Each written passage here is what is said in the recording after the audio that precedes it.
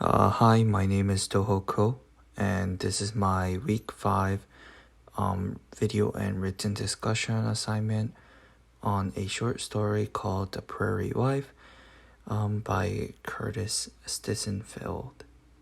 So I believe the conflict of the story was described in the beginning, where the main character, Kirsten, is very obsessed over this past woman that she liked, named Lucy.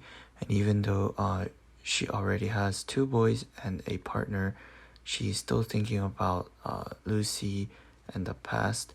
And it grows and grows and becomes a serious obsession, where she even keeps up with Lucy's life and stalks her on social media, and is just totally obsessed with her. And that obsession later on grows and grows, and even becomes hatred, because on Lucy's social media, Lucy is showing that she's living a great life with a lot of things, and she really has everything that Kirsten has ever wanted.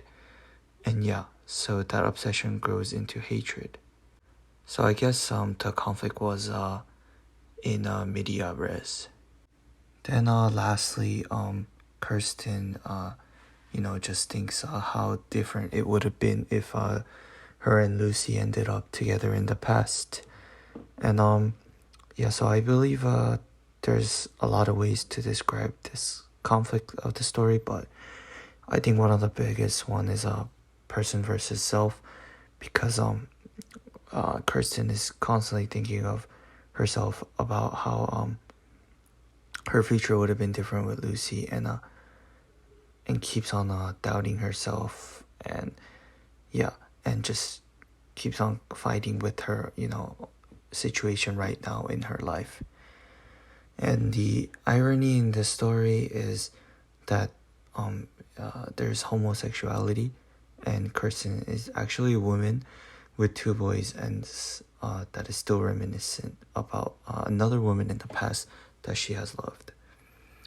And lastly, I think the difference between pornography and the sexual imagery is the way it's written or portrayed in the story. I believe if it's just straight up talking about sex and about the details of that scene, and it would just be straight up considered pornography. However, if there's purpose and sexual imagery, in The Prairie Wife uses it as a method or a way of communication between 2 lovers, and it shows how they can get closer to each other and become really intimate. Instead of focusing on the sexual details, the story focuses more on intimacy, like I said before. And since there is purpose provided behind this, I think it would be considered sexual imagery over pornography. And thank you for listening to my video.